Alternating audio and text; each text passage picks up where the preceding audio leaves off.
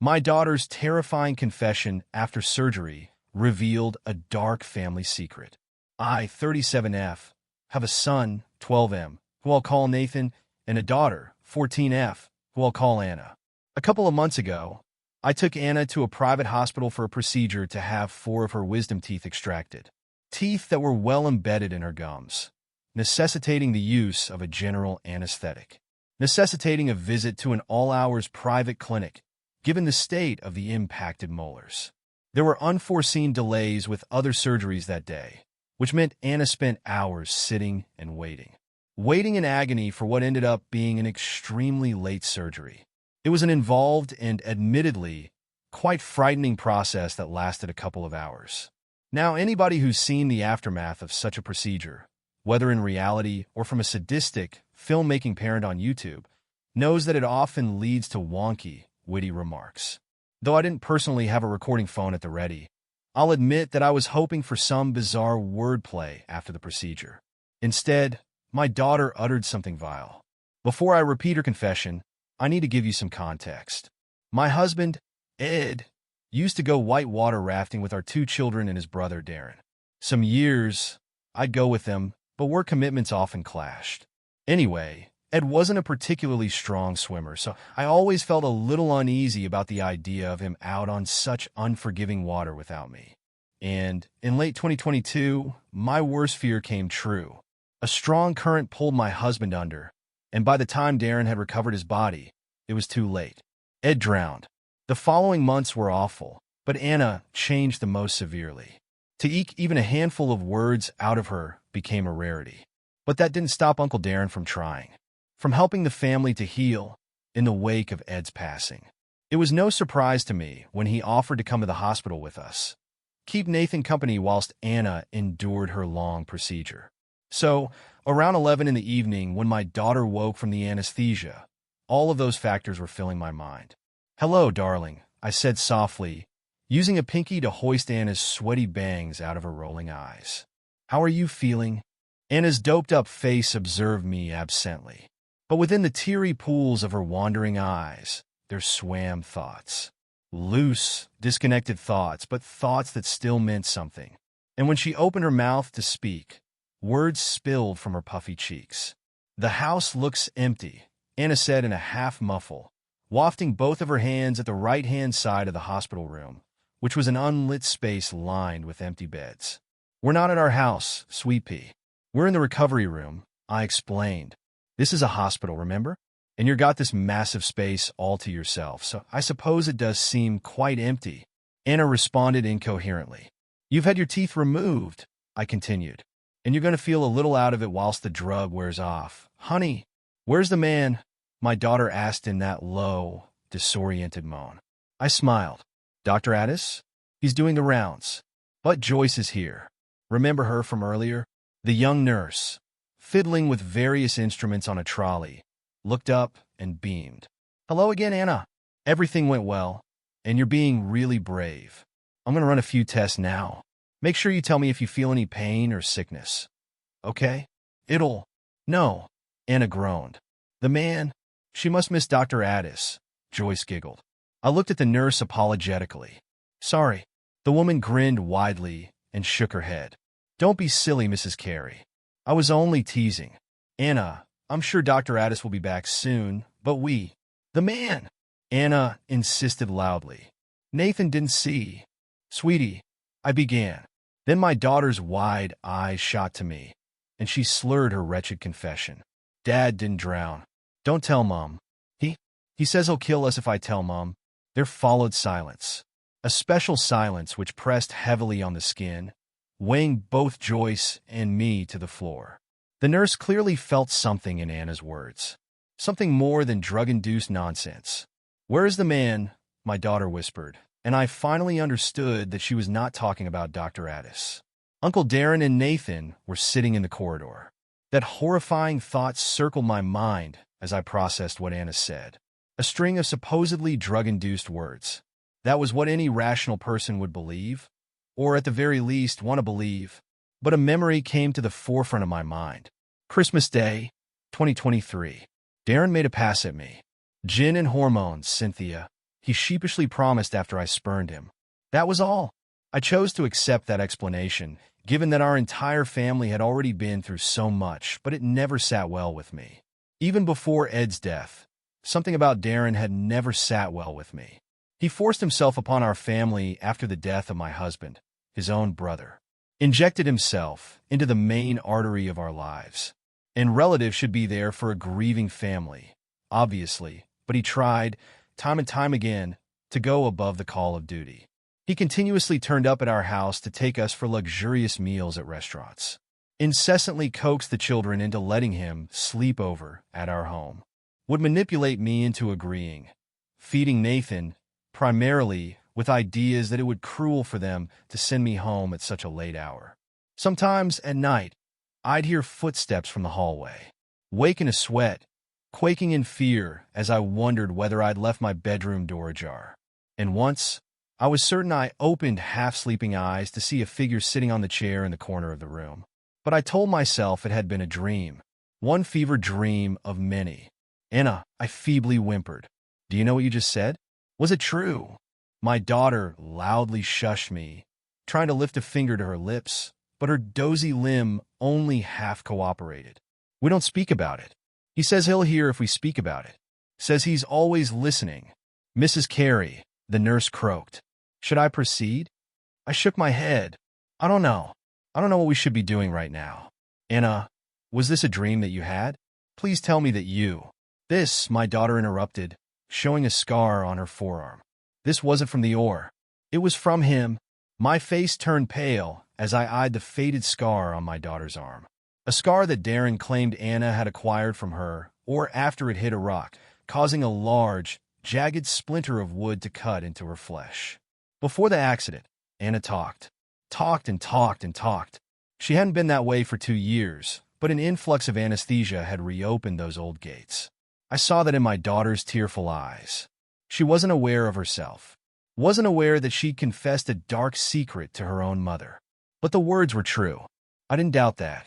Mrs. Carey, Joyce continued, still seeming uncertain as to what she should say or do. I'm going to find my son, I said calmly, standing from the bedside chair. Please watch Anna. My daughter's eyes grew as she finally seemed to identify my face. Mom? I seized her hand and squeezed. Everything's okay, sweetie. Just let Joyce look after you, okay? Right? Everything's okay. The nurse agreed weakly, as if I'd said the words for her benefit. I'll do those tests now. I rushed into the corridor and barreled forwards. But I was so lost in my thoughts, so lost in the laces of my Converse, that I didn't lift my head until I'd almost stumbled into the row of blue, plastic chairs at the end of the hallway. Mom?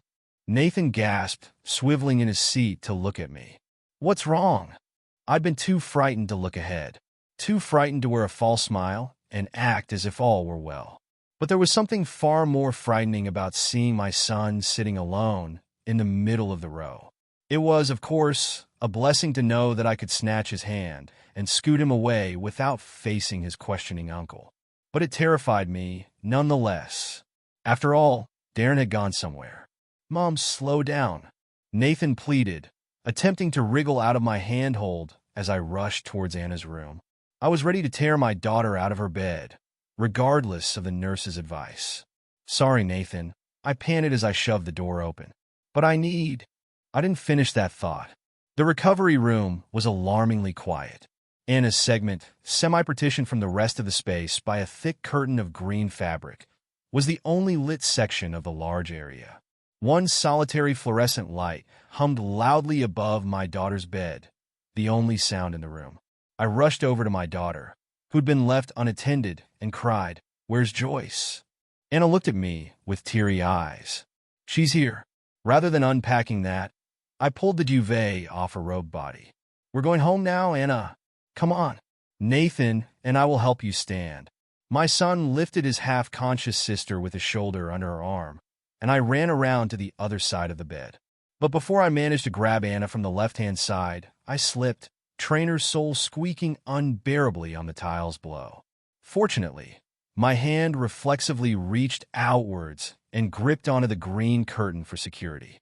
I didn't want to look down, and when I did, I wished I hadn't. There, starting to stain the lower half of my white Converse, was a pool of red, a spreading pool that flooded underneath the partitioning curtain. This wasn't pulled so far across before, I thought, rubbing the fabric between my unsteady fingers. Something I only noticed because my brain wanted a distraction from the horror of wading through a pool of red, a pool that seemed to swallow me, though it may not have been deep, may not have even resisted my feet. "Mom?" Nathan asked as he helped Anna stand on the other side of the bed. "What happened?" I answered not with words, but heavy breathing, and I lifted my stinging eyes to the curtain. Eyes that, if they'd been allowed, would have closed. But I had to do it just as I had to look down. I knew what I would find, of course. I tore the curtain backwards to reveal, once again, the blackened side of the room, the 5 shadowy beds with unlit light fixtures above. I don't remember whether I screamed, as something in my terrified soul disconnected when I saw what lay on the neighboring bed. The lifeless body of Nurse Joyce. Her face and scrubs were drenched with thick layers of blood. Her mouth hung open in a final cry, and her eyes gone. Gone not in the sense that they had been clawed to ribbons, but in the sense that they had been plucked cleanly from their sockets. 2 deep, blood-filled cavities filled her skull. Her body was gutted, gushing what remained of the blood in her body onto the floor, adding to the growing puddle. I turned to my children, and I was thankful that Anna's vacant eyes were staring at the corner of the room. However, Nathan saw Joyce's body, in spite of my effort to stand in the way, and he began to cry, began to buckle under the weight of supporting his sister. Fear had weakened his body. "Look at me, both of you," I cried, nearly slipping in the blood a second time as I rounded the edge of the bed. "Please," Nathan bawled as I tried to sling Anna's right arm over my shoulder, hoping to escort both of my children out of that nightmare. But my daughter shrugged me off. Before I said a word, Anna pointed a shaking finger at the far corner of the room, pointed at something past the darkened beds. I think she might have tried to say something out of her tissue-filled mouth, some jumbled, muffled words. But she seemed even less coherent than before. And when I turned, I saw something worse than Joyce's body. There was just enough light to illuminate the vague outline of the room. The curtains drawn back to the wall, revealing the full stretch of the recovery area. The 4 empty beds, and a 5th bearing the nurse's mutilated corpse. It was all made slightly clearer thanks to the window at the end of the room, a long glass pane which allowed a smidge of moonlight inside. Onto the far corner, near the 6th bed, towards which Anna was pointing, I saw the outline of an armchair, partially visible in that dark pit, and a dark, featureless head rising above the backrest. Somebody was sitting in the darkness, watching us. He wriggled like a codfish as his lungs filled with water. Came Darren's voice from the blackness. But I kept one of his ears above the surface, Cynthia. That way, you see, he could hear me explain in great detail all of the beautiful things I was going to do to you. "Run!" I shrieked at my children as the shape lunged forwards. There came the crying of my son, the door handle squeaking downwards, and shoe soles hurriedly beating against the floor, loudening as something invisible charged towards me. There is no horror quite like knowing that something in the dark approaches. A horror that fixed me to the tiles, left to helplessly eye my oncoming fate. Darren hurled his body into me, a heavy-set man with a bulging gut and eyes to match. And I was stuck so rigidly within his animalistic gaze, which saw only prey before it, that I barely noticed the searing pain in my gut. But the agony came, of course, once the adrenaline started to wear off. It was always meant to be us, the man told me, his scentless breath stinging my eyes as he hovered an inch away from my face. Realization hit once the terror abated. The terror of trying and failing to smell his breath. Inhuman breath, neither stale nor rosy. But that was Darren. Had always been Darren. He was nothing, just an empty vessel. I'd always known that somehow. I just never had any proof until that dreadful day. I realized, as my abdomen started to throb, that my brother-in-law had buried something in me. Sharp steel in my flesh, just shy of puncturing my lung. Then Darren lifted his free hand to my hair and brushed it off my ear. A practiced idea of what it means to be human. as he continued to twist the knife deeper into my gut. Something he'd seen me do to Anna, I think, and that made me feel sicker. Reminded me that the creature before me was no person. Still, that awful concept propelled me, motivated me, as Darren continued to talk, to plunge my quaking fingers into the back pocket of my jeans. "Don't worry about this," the man whispered, motioning at the blade in my belly. "I'll take you back to the van. Quietly. And I'll get you fixed up. Then I'll look after you, baby. I'll tend to you. Care for you just as I have for the past 2 years. I will care for you so much better than my weak, pathetic excuse for a..." Halfway through the man's long monologue, powered by the last dregs of adrenaline and blood in my fading body, I punched my makeshift weapon forwards, a set of keys that I wielded between my 2 middle fingers. And I did not choose a non-fatal mark. I intended to put the man down. The keys met Darren's jugular, and his flapping lips froze mid-sentence. Then my husband's killer released his gripping hand, leaving the knife in my gut, and moved it towards his bleeding neck. Tried to cover the wound as he stumbled backwards, spluttering specks of blood. I moved with his body as he pulled away, fearing what would happen if I were to lose that opportunity. I jabbed those keys into his jugular repeatedly, intending to inflict as much damage as possible, intending to stop Darren from ever hurting my family again.